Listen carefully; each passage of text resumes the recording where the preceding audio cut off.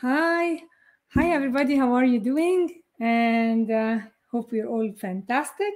I am on Instagram. Hi, people on Instagram. Hi on Facebook. So today I got many questions about people giving up on their dreams or their goals before it's done. And this brought to my attention, like I said, like, okay, lots of people, when you have a goal and it doesn't show and you keep on working on it, and then you tend to give up. Most people give up just 3 feet away from their goal. Like it was this one extra step they needed to take in order to reach their goal. Just extra effort, one more try, but they gave up. And this reminded me, I'm going to share with you here on the screen for people on Facebook can see that, the story of the 3 feet to gold. It was for a farmer who had a farm that had gold in it, and he invested time and money to search for it, and he found the gold honestly, and he used it, but he stopped after a while, and he kept on trying, and then he gave up, and he bought a big machine that would be for special equipment to dig for gold. And this one guy, but this guy had a big mind. So he invested in getting people who understand how to find gold, and they were able to find it. So the thing is that he said that was only 3 feet away from where he stopped digging. 3 feet away. So, but the lesson learned is that don't give up, because when you have a big goal and you do not see the results manifesting in your life, this is a natural process. We tend to be impatient. Like when we understand, we wait with the hello there. We wait with the understanding, with the one who has the understanding. So if you are patient, be patient like the one who understands. And I have shared on my media this video, and I would love to share here with you. So when we plant a seed in the soil, we do not see it actually when it's growing. We do not see that. And it grows in the dark. But we keep watering it with faith that it's going to manifest. It's going to grow into the acorn seed. I tell you that this is going to be this tree, you tell me, no, this doesn't make sense. The mom, when she's pregnant, it needs 277 to 280 days for the baby to come out. And she waits with cheerful expectation. It's going to happen. What we don't understand is this is the same exact process of creation that happens when we have goals. So if you have a big goal, like, for example, having a big house that's beyond your reach right now, creating an X amount of money, having a wonderful relationship in your life. Whatever your goal is, it takes the same process exactly like the seeds which we dig in the ground and which manifested and became a tree or an acorn tree or a plant. So it's the same concept. Just with lack of understanding, we tend to give up. And actually, we give up when we are so close. Sorry, we are so close to achieving our goal. So never give up. And as long as you have faith and you believe that you're going to achieve that, you will going to reach it no matter what. And I want to share with you as well a quote from Napoleon Hill in his legend book, Think and Grow Rich. Well, there is a difference between wishing for a thing and being ready to receive it. Because lots of people say, I wish, that would be a great idea. But that's different from believing. So if I say like, okay, so there is a difference between wishing for a thing and hoping and being ready to receive it. And you will never, ever get what you want without believing that you can get it or you are worthy of it. And this ties again to feelings of unworthiness that you tell yourself, oh, this is for them, but not for me. I cannot achieve that. Because it again speaks about how you talk to yourself about your self-worth. So no one is ready for a thing until they believe that they can acquire it. And believing, when you see, like when you tell me, when I see it, I will believe it. This is not a belief, because it's not when you see it, you will see it when you believe it. This is how it is, because we are programmed to think only of how we speak, from our senses, what we see, taste, touch, smell, and then we believe it. But this is not belief, because you see it. But belief is believing in something that nobody else can see. Like, go back to Edison when he started, like, I want to make something that will illuminate the world. Henry Ford, he dreamt of having a horseless carriage.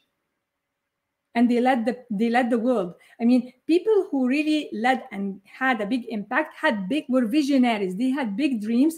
They had something that they saw in their mind, but nobody else saw it.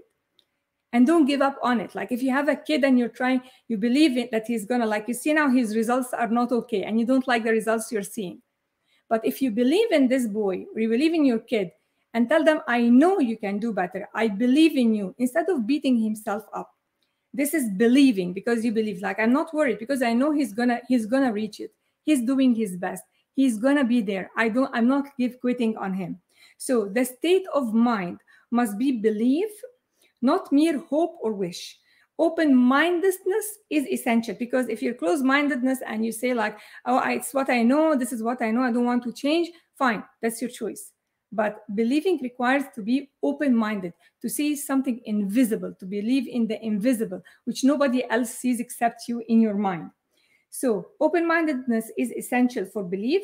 Closed-mindedness does not inspire faith, courage, and belief. So people who tend to give up are the people who listen to other opinions, are the people who are not decision makers, because they do not believe in what they can do, and it ties back to not believing in themselves, and that they are not worthy of the dream that they want to achieve. So the difference between a person who has a belief and a person who's hoping and wishing, well, belief comes from faith. Like, I know that I can do it. I see it in my mind. I know I can achieve it. If you can do it, I can do it. If they can do it, I can do it. What is your self-talk? If you are beating yourself up all the time and saying like a failure, I cannot do it, I have never succeeded, whatever your self-talk is, you will never achieve it. Forget it. Forget it. Honestly, it's a waste of time, because if I desire something and I'm not expecting it to happen, then it's not going to happen. Because in not believing in myself and in my desire that's going to be fulfilled, because once I asked for it, I have a conviction that it's done. Exactly like the video I'm going to share again with you, with the plant here. When we planted the seed, we did not see it germinating, but we know it's coming. So we keep watering it with water, and we know it's going to germinate, okay? We did not see it. We did not see the acorn seed turning to the tree.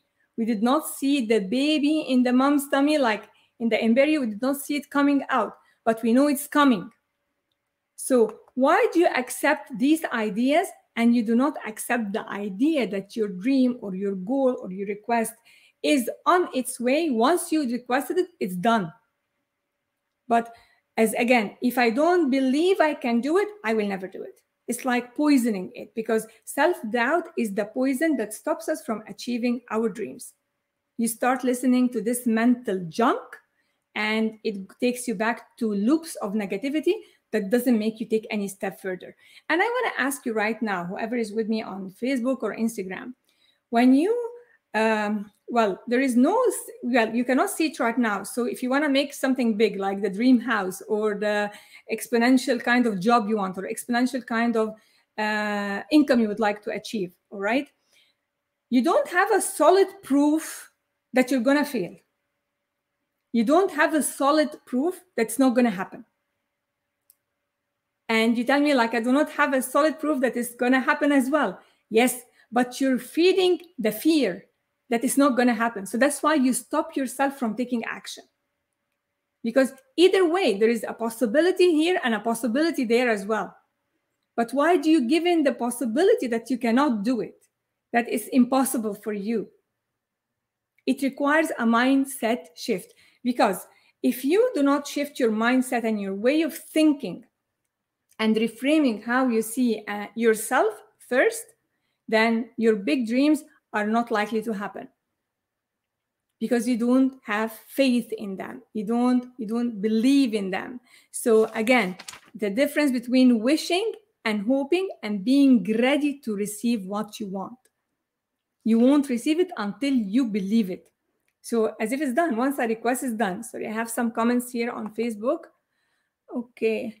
I can do it. Rehab. Well, fantastic. Self-doubt is the enemy, limiting beliefs.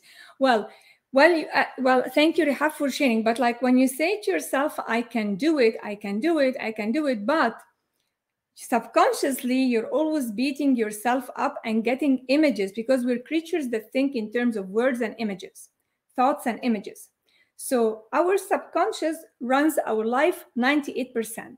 98% comes from the beliefs. Because to prove that for you, you know, for example, if you want to lose weight, that you have to cut down on carbs, you have to exercise, you need to drink more water, you need to sleep early, like less TV time, more exercise time.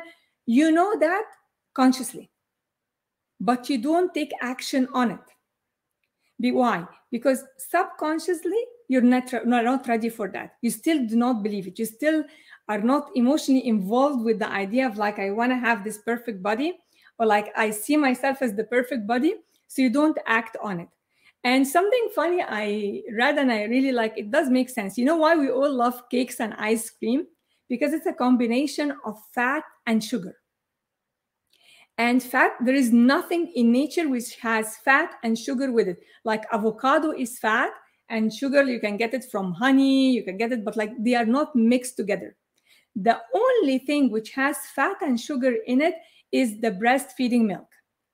So when we eat cakes and we eat ice cream and sugary stuff, which we know is not going to serve us, it just brings us back to a regressive feeling of feeling loved and nurtured.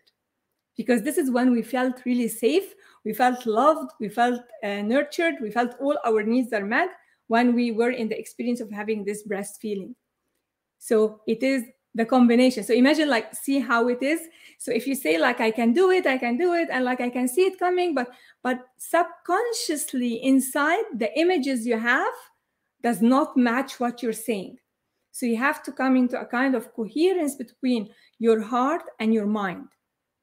So if you want to achieve anything, tie it to an image and an emotion, a strong emotion that will inspire you to take action on it. And it's going to not happen overnight, because if you're 40 years or 50 years or 30 years and you have been beating yourself up all these years and you want to achieve something big, well, guess what? The old programming is going to start playing in your mind, a loop of negative self-talk.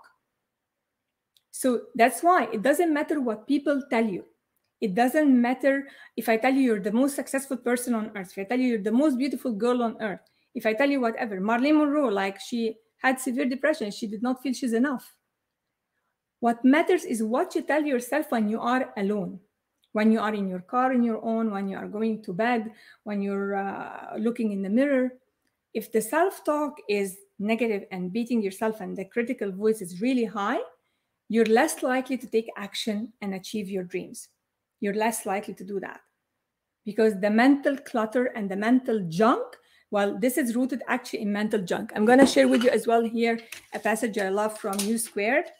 And it says, your skepticism, which means your doubt, which you presume is based on rational thinking and an objective assessment of factual data about yourself, is rooted in mental junk. Because whatever the mental junk you're telling yourself, these negative recorders that are playing in your mind, this is mental junk. It's not rooted on, like, it's just like, it's habitual way of thinking that you became addicted to and became identified with. It has nothing to do with what you want to achieve and your true person, who you really are. This is what we mostly don't know. We just like had this absorbed, these limiting beliefs about ourselves, because if you don't have whatever is stopping you, you can do anything. It's just like you're beating yourself up because of this mental junk. So your doubts are not the product of accurate thinking, but habitual thinking. So what is your habitual thinking? You can detect that easily when you like trace down what you tell yourself. And again, it's not what others are telling you, it's what you are telling yourself when you are in your alone time. So as long as you are not taking action to change that, in order to change a result in my life, I have to come from the thought first. What is my belief about it that's giving me this result? Because the results do not lie. They just reflect your way of thinking. And beliefs are repeated patterns of repeated thoughts that made it a belief, like it became like a hardwire installed in your mind. And it's running your life, giving you the current results. So whatever result you have right now, which one you don't really like. Okay, what are my beliefs, my thoughts about it? Because the thoughts there that I believe about myself, and sometimes we are not aware what are these beliefs, what are these thoughts. Sometimes we don't even know them because we are surrounded by people who are in harmony with the way we think, so they cannot tell us that this is wrong or this is not serving you. If you have a certain word, for example, there was a woman who had problems standing, she had problems with her legs. She couldn't stand for a long time.